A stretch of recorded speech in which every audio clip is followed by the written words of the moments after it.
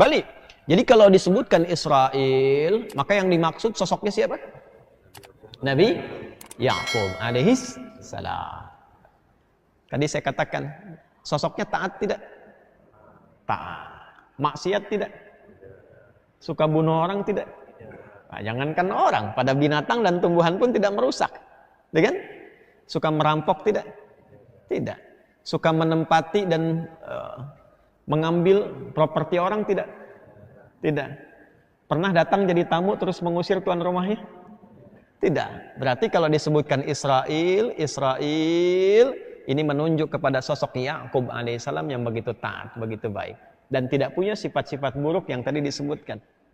Jadi kalau ada orang mengambil nama ini dan menjadikan moto atau slogan dalam aktivitasnya, maka seharusnya yang diambil makna-makna ketaatannya, bukan makna-makna lawannya atau paradoksnya. Jelas sampai sini? Jadi kalau ada yang mengambil nama Israel tapi mempertontonkan misalnya keganasan, kriminalitas, genosida, pembunuhan dan sebagainya, itu sesungguhnya sedang menampakkan kontradiksi dengan namanya. Jadi baru disebutkan nama dengan perilaku saja, kalau sudah menyimpang kita tahu ini bukan Israel. Jelas? Halo, paham tidak? Paham ya? Baik. Nabi Ya'qub menikah. Baik.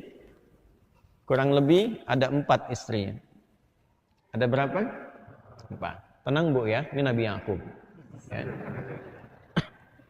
Dari 4 ini nanti melahirkan 12 keturunan. Berapa keturunan? 12 ya. Nanti 4 ini anaknya Laban, semua 4-4-nya dari Lea sampai dengan Rahilah dan seterusnya. Ya. Dari 12 ini itu disebut dengan asbab namanya, anak keturunan. Lalu sifat yang melekat kepada kekeluargaannya yang mengacu pada genealogi silsilah yang sama itu disebut bani namanya. Apa namanya? Bani. Contoh, kita kalau diurut-urut nih, Anda, saya, kita, antum, ini keturunan Nabi nih. Ini wajah-wajah begini juga keturunan Nabi. Bukan Amin, memang nggak pakai Amin pun keturunan Nabi. Ya. Bukan Nabi Muhammad SAW, Nabi Adam. Ke atas, Nabi Adam. Antum mau urut-urut nih, sampai ke atas. Bapaknya bin siapa, bin siapa, bin siapa. Ketemu Nabi Adam tuh. Ya. Karena kita adalah manusia, wajarnya manusia keturunan dari manusia lagi. Jadi nggak mungkin manusia keturunan atasnya dari binatang misalnya.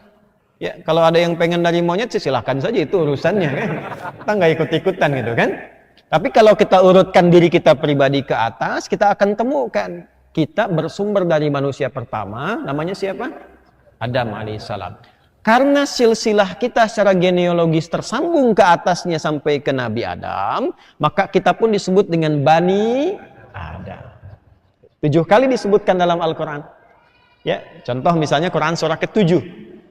Di Al-A'raf ayat ke-31. Ya Bani Adam khudhu zinatakum 'inda kulli masjid. Bani Adam. 7 kali disebutkan, 7 hari beraktivitas selama sepekan.